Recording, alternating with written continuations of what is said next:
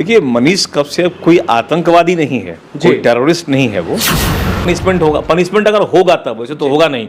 अगर होगा तो मैक्सिमम 3 साल, उससे बेसी का नहीं है, उससे ज्यादा नहीं होगा। मैक्सिमम, अच्छा, उससे बेसी का नहीं है। लेकिन ये नौबत नहीं आएगी क्योंकि मनीष के पास पुख्ता शख्स है। जिस सेक्शन ऐसे हैं जो अनबेलेबल है, लेकिन जो IT एक्ट का सेक्शन लगाया गया है वो बेलेबल है, ठीक है, और उसमें कोई उनको दिक्कत नहीं होगी, आराम से उनको बेल मिलेगा। लेकिन सरकार इस जन समर्थन से घबरा गई है। अच्छा, दरअसल मनीष कश्यप दुश्मनी नहीं है, दुश्मनी ये है कि जिस तरह का जन सैलाब उनके पीछे आ रहा है, जो नवयुवक वर्ग उनके साथ आ रहे हैं, सरकार को चिंता। दोस्तों, मनीष कश्यप का जो मुश्किलें हैं लगातार बढ़ते जा रही है। वहीं अभी हम देख रहे हैं आज का अपडेट जो है, खान सर समेत दर्जनों कोचिंग सेंटर को भी चाह रही है कि पुलिस उनसे पूछताछ करे कि फंडिंग कहां से आ रहा है। इन सभी चीजों पे बात करने के लिए पटना हाई कोर्ट के senior advocate SK Mishra sir हैं, इनसे मैं बातें करूंगा। सबसे पहले स्वागत है सर। बहुत बहुत धन्यवाद आपको और आपके दर्शकों को भी। जी सर, मनीष कश्यप का कितना मुश्किल बढ़ रहा है अभी?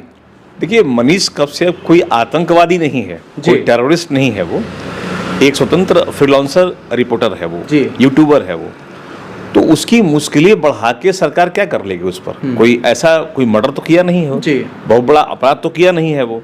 लेकिन एक नवयुवक जो सरकार के खिलाफ या जो हमारे यहाँ करप्शन हो रहा है उसके खिलाफ अगर आवाज उठा रहा है तो जन समर्थन भी उसको मिल रही है। बिल्कुल। और सरकार इस जन समर्थन से घबरा गई है। अच्छा, दरअसल मनीष कश्यप दुश्मनी नहीं है, दुश्मनी ये है कि जिस तरह का जन सैलाब उनके पीछे आ रहा है, जो नवयुवक वर्ग उनके साथ आ रहे हैं, सरकार को चिंता इस बात की है क्योंकि किसी भी देश की राजनीति नवयुवक ही डिसाइड करते हैं। बिल्कुल। और उनको ऐसा लग रहा है कि पूरा यूथ जो है इसके साथ होते जा रहा है, इसलिए गिरफ्त में लिया गया है ताकि थोड़ा शांत हो जाए।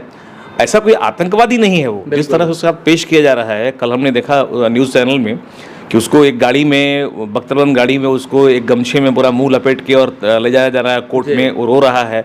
ये तो बिल्कुल हास्यास्पद हो गया है, हमारे पूरे संवैधानिक अधिकारों का हनन हो रहा है। जी सर, कहीं ना कहीं आज का अपडेट जो हम आपको बता रहे हैं सर, कहीं आप भी देखेंगे टीवी चैनलों पे कि मनीष कश्यप को जो भी फंडिंग की है कोचिंग का संस्थान, उनको भी कहीं ना कहीं पुलिस जो है पूछताछ के लिए बुलाना चाहती है। बिल्कुल, बेशक। फंडिंग किए हैं फॉर व्हाट पर्पस, किस काम के लिए? कहीं ना कहीं मनीष कश्यप जो है एडवर्टाइजमेंट करते हैं IAS संस्थानों का हो गया, कोचिंग का हो गया। उससे क्या अंतर पड़ता है? बाबा पतंजलि वाले रामदेव जी का कम एडवर्टाइजमेंट करते हैं जी, तो उनको ही फंडिंग कहीं ना कहीं से हो रहा होगा। शुरू में जब आया तो कहीं नहीं, जेल चले गए वो।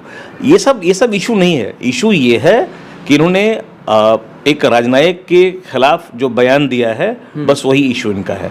अब उसी में इनका जो पिछला एंटीसीडेंट है, जो ऐतिहासिक कुछ रहा होगा इतिहास इनका, उसको ये पुलिस खंगालेगी। इन पर केस बनाया जाएगा। अभी जो केस है तो मामूली सब है, मामूली सेक्शन सारे अवेलेबल हैं, बेल हो जाएगा। लेकिन सरकार इनको हो सकता है चुनाव तक अंदर रखे, चुनाव तक अंदर। बिल्कुल, ये बिल्कुल पॉलिटिकल अरेस्ट इसका हुआ है। कोई ऐसा संगीन अपराध में उसको नहीं लाया गया है। तमिलनाडु में जो भी हुआ, चेन्नई में जो भी हुआ, इसके पहले जो भाजपा विधायक लोग और मंत्री लोग वहां जाके ड्रामा कर रहे थे, पुलिस ने FIR क्यों नहीं किया? शिवसेना वालों ने महाराष्ट्र में इतने लोगों को मारा और सारे न्यूज चैनल ने दिखाया कि बिहारी कैसे मारे जा रहे हैं, FIR क्यों नहीं हुआ न्यूज चैनल पर? उसके पहले गुजरात में कई बिहारियों को और यूपी वालों को जबरन गाड़ी से उतार के मारा गया, FIR क्यों नहीं उसके खिलाफ में?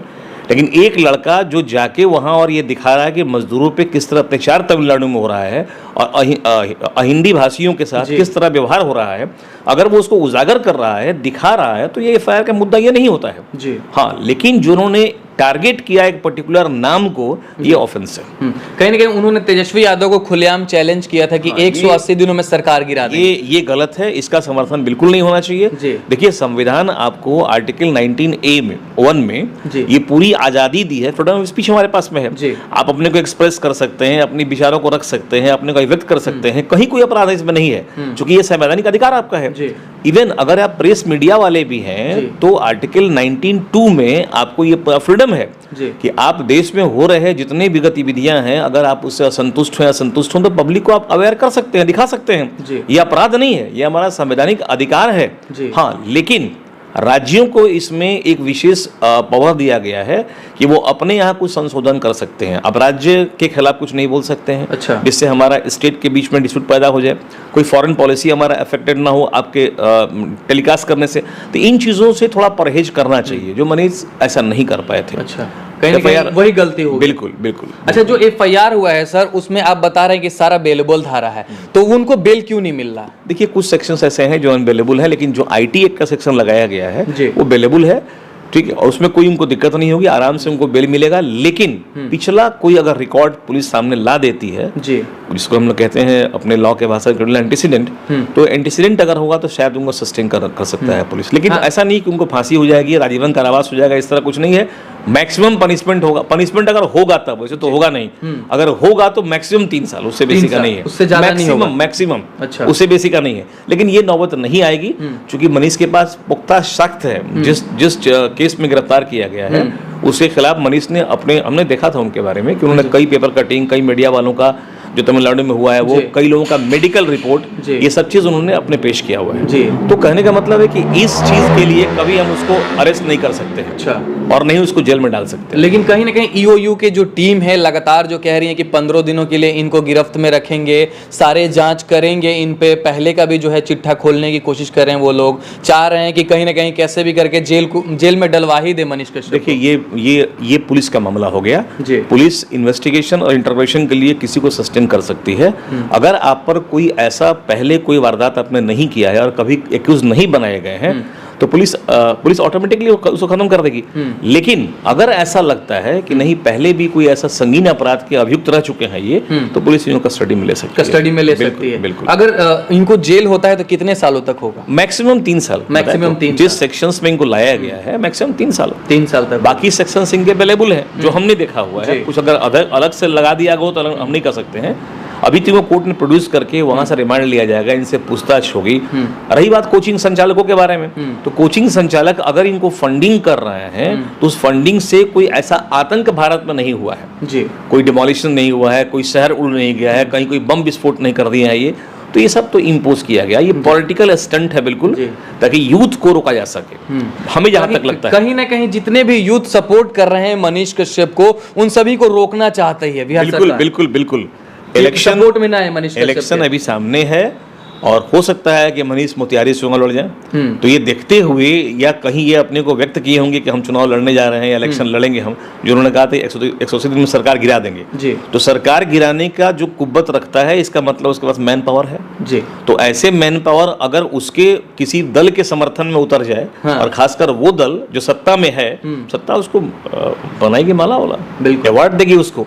लेकिन अगर उसके खिलाफ आप यूथ को लीड भी कर रहे हैं और सत्ता के खिलाफ भी बोल रहे हैं तो अपराधी हैं आप, अपराधी हैं। देखिए एक बात समझ लीजिए, नटसेल में पुलिस के पास राइट ऑफ ऑफेंस है, अच्छा, आपके पास राइट ऑफ डिफेंस नहीं है। आज के परिवेश में बता रहे हैं हम जी। अगर पुलिस आपको डंडे से मार भी रही है तो आप हाथ भी नहीं उठाएंगे, सर छोड़ दीजिए, माफ कर दीजिए। अगर आपने ऐसा किया तो सरकारी काम में बाधा आपने दिया, एक नया केस बन जाएगा, नया केस। वो सरकारी काम है मारना, इसलिए उनके हाथ में रूल होता है। रूल इसलिए नहीं है, रूल को मिसयूज कर रहे हैं वो आज के डेट में, और मिसयूज वो नहीं कर रहे हैं बल्कि मिसयूज करवाया जा रहा है राजनयिकों के ऊपर से दबाव हो रहा है। और हमें इस बात में कोई संकोच नहीं है कहने में कि जिनको आपने चुन के बैठाया है वही तो कर रहे हैं। बिल्कुल। इलेक्शन जब होता है तो क्यों नहीं आप देखते हैं अपने जो उम्मीदवार हैं कैसे उम्मीदवार हैं, आप भाई भतीजावाद जातिवाद के आधार पे चुनाव करते हैं। आप देखिए क्वालिफिकेशन क्या उसका है, कैसी उसकी एक्टिविटी रही है, आप ये सब कुछ करते नहीं है। तो आपने ऐसे लोगों को बैठा दिया है तो क्या करेंगे, वो तो अपने पक्ष में ही काम करेंगे। बिल्कुल।